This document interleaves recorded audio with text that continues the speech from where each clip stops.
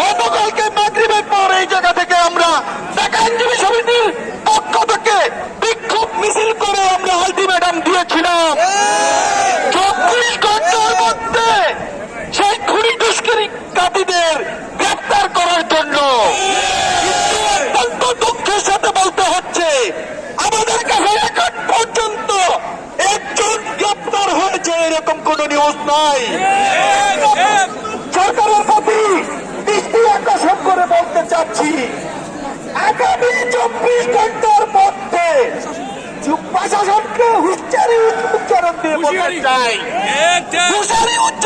বলতে চাই, যদি খুনিরা গ্রেপ্তার না হয় সারা দেশের আইনজীবীরা জাতীয়তাবাদী আইনজীবী ফোরামের কেন্দ্রীয় কমিটির নির্দেশ ক্রমে সারা দেশের আইনজীবীরা রাস্তায় চলে আসবে।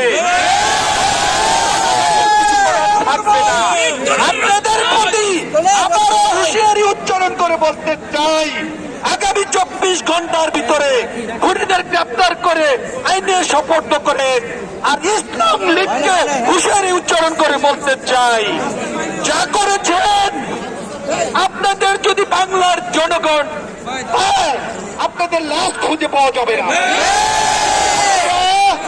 এখন থেকে বই ঢুকে যান, আর কোন অপকর্ম আর কোন হত্যা করার চেষ্টা করবেন না।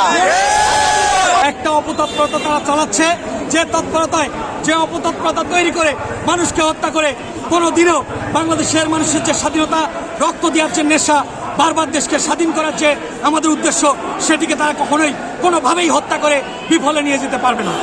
আমি একটি কথা পরিষ্কার করে বলতে চাই, এই আজকের ইসকন লীগ বাংলাদেশের যে সামাজিক ব্যবস্থাপনা সেটির সাথে তাদের কর্মকাণ্ড সরাসরি প্রশ্নবিদ্ধ। এ পর্যায়ে ভিডিও ফুটেজ দেখে অন্তর্বর্তীকালীন সরকারের প্রতি আমাদের আহ্বান থাকবে, অতি দ্রুত আগামী 24 ঘন্টার মধ্যে এই সমস্ত খুনিদের হত্যাকারীদের চিহ্নিত করে গ্রেপ্তার করে অচিরে আইনের আওতায় নিয়ে এসে তাদের ফাঁসির দ্বন্দ্বে ঝুলানো হোক। পাশাপাশি একই সাথে এই ইসকনকে এরকম একটা জঙ্গি উগ্রবাদ অপতৎপরতা তৈরিকারী একটা নিষিদ্ধ সংগঠন, যেটি পৃথিবীতে অনেক জায়গায় নিষিদ্ধ হয়েছে, বাংলাদেশের মাটিতেও সেটিকে নিষিদ্ধ করা হোক। আমরা বিচার চাই, সাইফুল হত্যার বিচার চাই।